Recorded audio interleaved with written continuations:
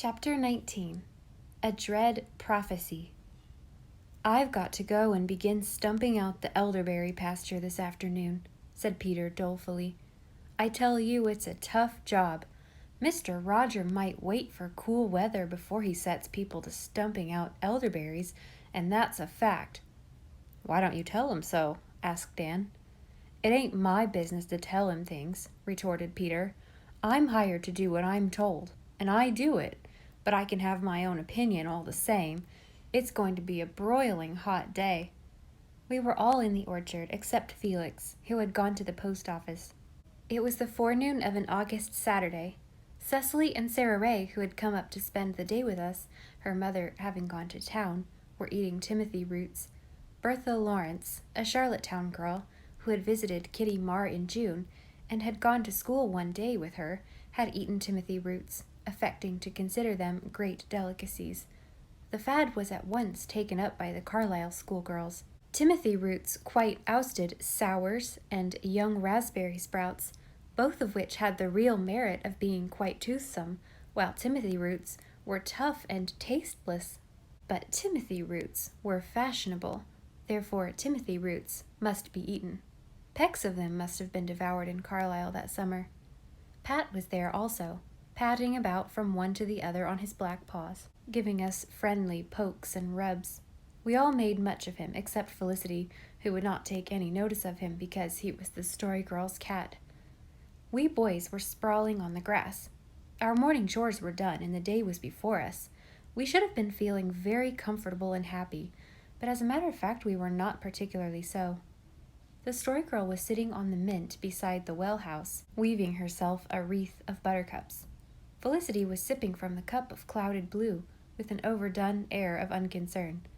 Each was acutely and miserably conscious of the other's presence, and each was desirous of convincing the rest of us that the other was less than nothing to her.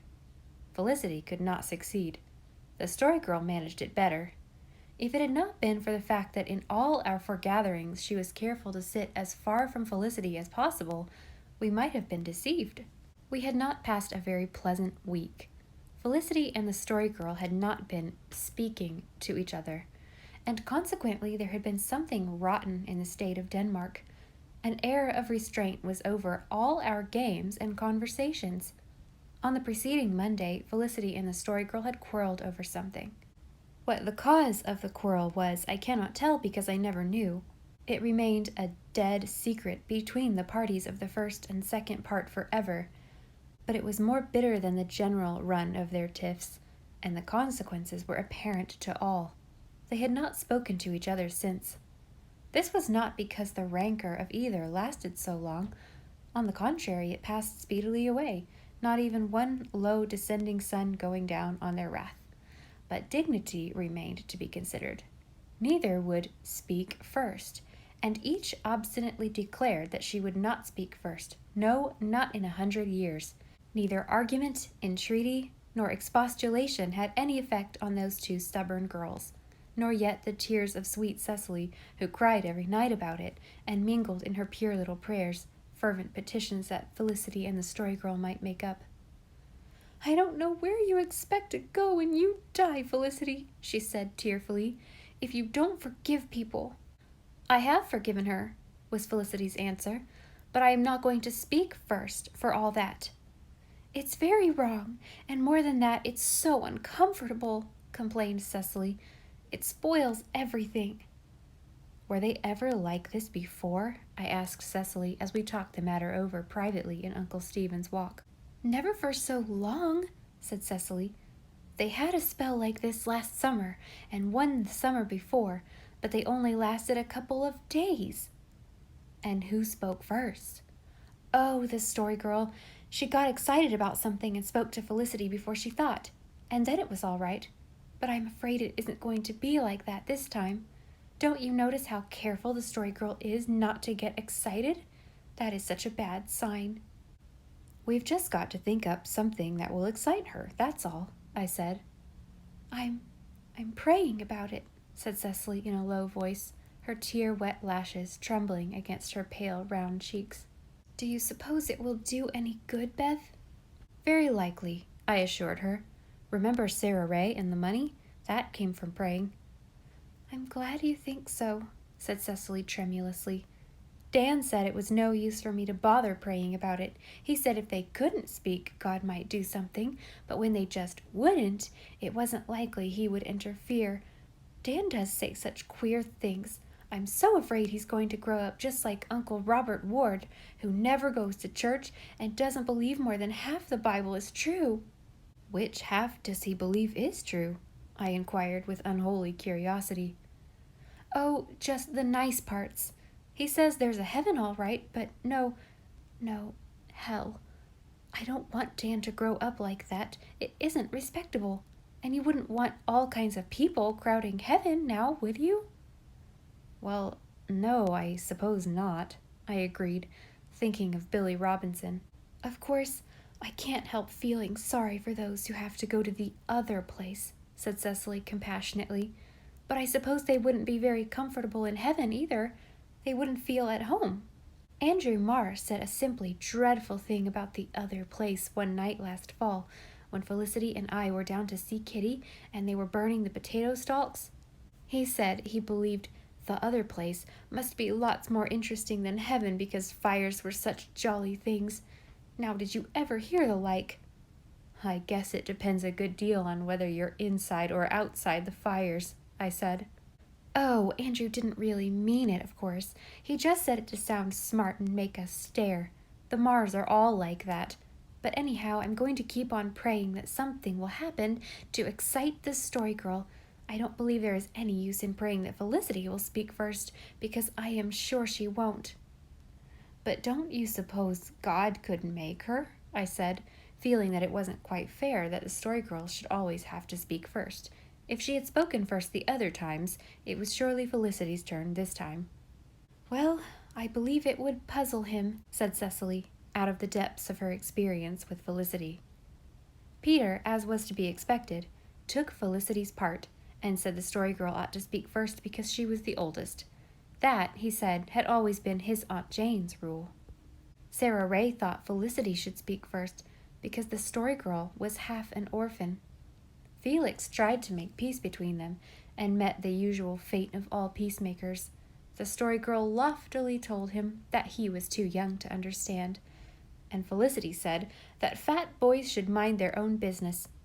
After that, Felix declared it would serve Felicity right if the story girl never spoke to her again. Dan had no patience with either of the girls, especially Felicity. "What they both want is a right good spanking," he said. If only a spanking would mend the matter, it was not likely it would ever be mended. Both Felicity and the story girl were rather too old to be spanked, and if they had not been, none of the grown-ups would have thought it worth while to administer so desperate a remedy for what they considered so insignificant a trouble. With the usual levity of grown-ups, they regarded the coldness between the girls as a subject of mirth and jest, and recked not that it was freezing the genial current of our youthful souls, and blighting hours that should have been fair pages in our book of days. The story girl finished her wreath and put it on. The buttercups drooped over her high white brow and played peep with her glowing eyes. A dreamy smile hovered around her poppy-red mouth, a significant smile which, to those of us skilled in its interpretation, betokened the sentence which soon came. "I know a story about a man who always had his own opinion." The story girl got no further. We never heard this story of the man who always had his own opinion. Felix came tearing up the lane with a newspaper in his hand. When a boy as fat as Felix runs at full speed on a broiling August forenoon, he has something to run for, as Felicity remarked. "He must have got some bad news at the office," said Sarah Ray. "Oh, I hope nothing has happened to Father," I exclaimed, springing anxiously to my feet, a sick, horrible feeling of fear running over me like a cool, rippling wave. "It's just as likely to be good news he is running for as bad," said the story girl, who was no believer in meeting trouble halfway. "He wouldn't be running so fast for good news," said Dan cynically. We were not left long in doubt. The orchard gate flew open, and Felix was among us. One glimpse of his face told us that he was no bearer of glad tidings. He had been running hard and should have been rubicund. Instead, he was as pale as are the dead. I could not have asked him what was the matter had my life depended on it. It was Felicity who demanded impatiently of my shaking, voiceless brother, "Felix King, what has scared you?" Felix held out the newspaper. It was the Charlottetown Daily Enterprise. "It's there," he gasped. "Look, read. Oh, do you think it's true? The end of the world is coming tomorrow at 2 o'clock in the afternoon." Crash! Felicity had dropped the cup of clouded blue, which had passed unscathed through so many changing years, and now at last lay shattered on the stone of the well curb. At any other time we should all have been aghast over such a catastrophe, but it passed unnoticed now. What mattered it that all the cups in the world be broken today if the crack-a-doom must sound tomorrow?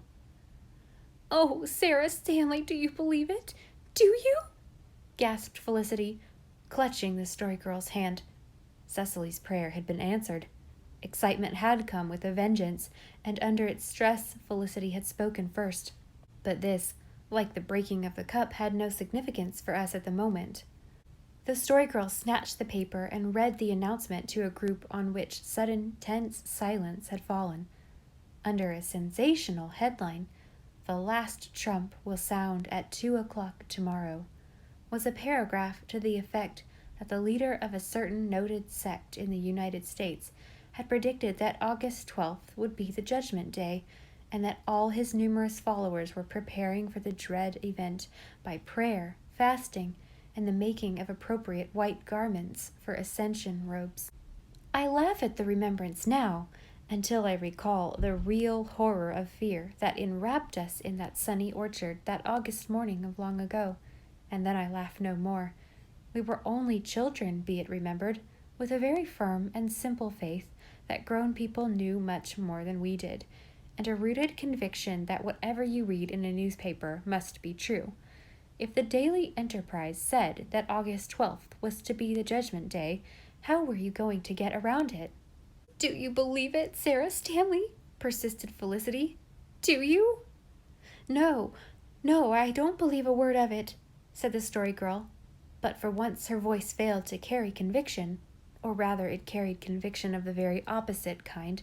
It was borne in upon our miserable minds that if the Story Girl did not altogether believe it was true, she believed it might be true, and the possibility was almost as dreadful as the certainty.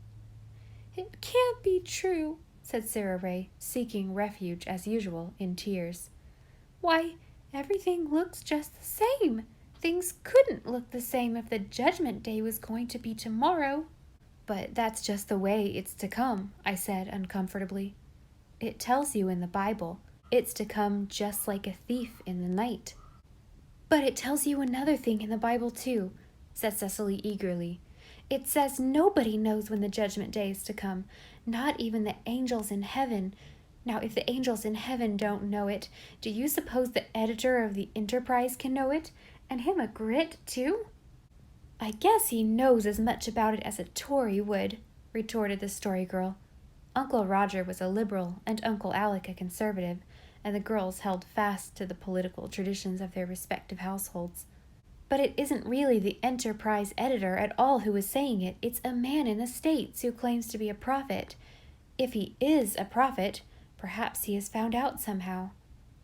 "And it's in the paper, too, and that's printed as well as the Bible," said Dan. "Well, I'm going to depend on the Bible," said Cecily. "I don't believe it's the Judgment Day tomorrow, but I'm scared for all that," she added piteously. That was exactly the position of us all. As in the case of the bell-ringing ghost, we did not believe, but we trembled. "Nobody might have known when the Bible was written," said Dan, "but maybe somebody knows now. Why, the Bible was written thousands of years ago, and that paper was printed this very morning. There's been time to find out ever so much more." "I want to do so many things," said the Story Girl, plucking off her crown of buttercup gold with a tragic gesture. "But if it's the Judgment Day tomorrow, I won't have time to do any of them." "It can't be much worse than dying, I suppose," said Felix. grasping at any straw of comfort. "I'm awful glad I've got into the habit of going to church and Sunday school this summer," said Peter very soberly. "I wish I had made up my mind before this whether to be a Presbyterian or a Methodist. Do you suppose it's too late now?" "Oh, that doesn't matter," said Cecily earnestly. If you're a Christian, Peter, that is all that's necessary." "But it's too late for that," said Peter miserably. "I can't turn into a Christian between this and 2 o'clock tomorrow. I'll just have to be satisfied with making up my mind to be a Presbyterian or a Methodist. I wanted to wait till I got old enough to make out what was the difference between them, but I'll have to chance it now. I guess I'll be a Presbyterian, 'cause I want to be like the rest of you. Yes, I'll be a Presbyterian." "I know a story about Judy Pineau and the word Presbyterian," said the Story Girl, "but I can't tell it now. If tomorrow isn't the Judgment Day, I'll tell it Monday." "If I had known that tomorrow might be the Judgment Day, I wouldn't have quarreled with you last Monday, Sarah Stanley, or been so horrid and sulky all the week. Indeed I wouldn't," said Felicity, with very unusual humility.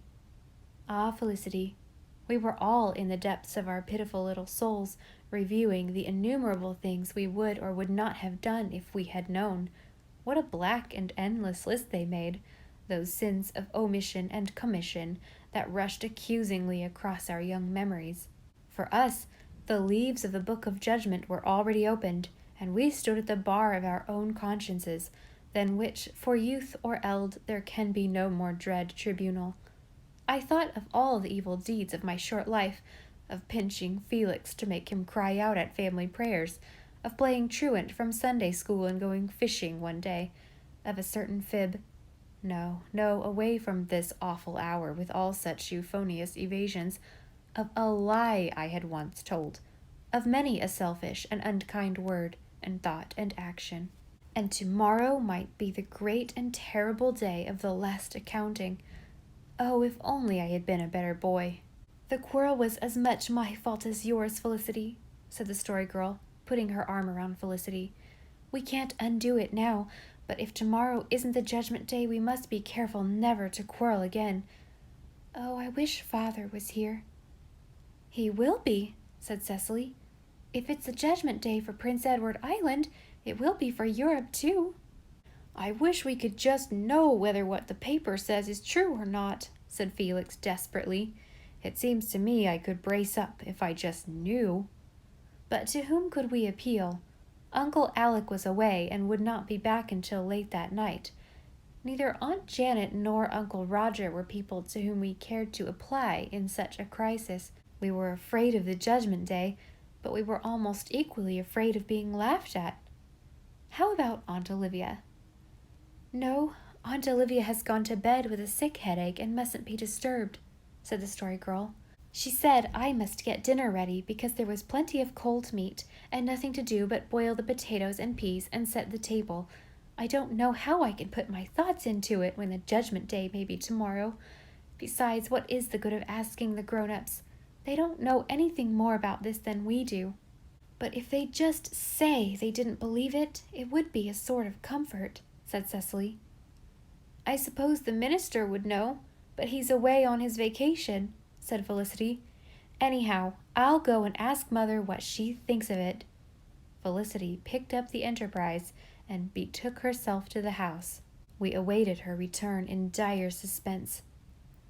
"Well, what does she say?" asked Cecily tremulously. "She said, 'Run away and don't bother me. I haven't any time for your nonsense,'" responded Felicity in an injured tone. "And I said, 'But Ma, the paper says tomorrow is the Judgment Day,' and Ma just said, 'Judgment fiddlesticks.'" "Well, that's kind of comforting," said Peter. "She can't put any faith in it, or she'd be more worked up." "If it only wasn't printed," said Dan gloomily. "Let's all go over and ask Uncle Roger," said Felix desperately. That we should make Uncle Roger a court of last resort indicated all too clearly the state of our minds. But we went. Uncle Roger was in his barnyard, hitching his black mare into the buggy. His copy of the Enterprise was sticking out of his pocket. He looked as we saw with sinking hearts, unusually grave and preoccupied. There was not a glimmer of a smile about his face. "You ask him," said Felicity, nudging the Story Girl. "Uncle Roger," said the Story Girl, the golden notes of her voice threaded with fear and appeal. "The Enterprise says that tomorrow is the Judgment Day. Is it? Do you think it is?" "I'm afraid so," said Uncle Roger gravely. "The Enterprise is always very careful to print only reliable news." "But Mother doesn't believe it," cried Felicity. Uncle Roger shook his head. "That is just the trouble," he said. "People won't believe it till it's too late. I'm going straight to Markdale to pay a man there some money I owe him, and after dinner I'm going to Summerside to buy me a new suit. My old one is too shabby for the Judgment Day." He got into his buggy and drove away, leaving 8 distracted mortals behind him. "Well, I suppose that settles it," said Peter in a despairing tone. "Is there anything we can do to prepare?" asked Cecily. "I wish I had a white dress like you girls," sobbed Sarah Ray, "but I haven't, and it's too late to get one. Oh, I wish I had minded what Ma said better. I wouldn't have disobeyed her so often if I thought the Judgment Day was so near. When I go home, I'm going to tell her about going to the Magic Lantern show." "I'm not sure that Uncle Roger meant what he said," remarked the Story Girl. "I couldn't get a look into his eyes. If he was trying to hoax us, there would have been a twinkle in them. He can never help that. You know he would think it a great joke to frighten us like this. It's really dreadful to have no grown-ups you can depend on." "We could depend on Father if he was here," said Dan stoutly. "He'd tell us the truth." "He would tell us what he thought was true, Dan, but he couldn't know. He's not such a well-educated man as the editor of the Enterprise. No, there's nothing to do but wait and see." "Let us go into the house and read just what the Bible does say about it," suggested Cecily. We crept in carefully, lest we disturb Aunt Olivia, and Cecily found and read the significant portion of Holy Writ. There was little comfort for us in that vivid and terrible picture. "Well," said the Story Girl finally, "I must go and get the potatoes ready. I suppose they must be boiled even if it is the Judgment Day tomorrow. But I don't believe it is." "And I've got to go and stump elderberries," said Peter. "I don't see how I can do it. Go away back there alone. I'll feel scared to death the whole time." "Tell Uncle Roger that, and say if tomorrow is the end of the world that there is no good in stumping any more fields," I suggested. "Yes, and if he lets you off, then we'll know he was in earnest," chimed in Cecily. "But if he still says you must go, that'll be a sign he doesn't believe it."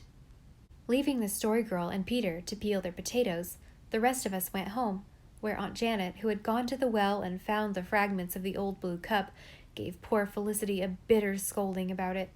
But Felicity bore it very patiently. Nay, more, she seemed to delight in it.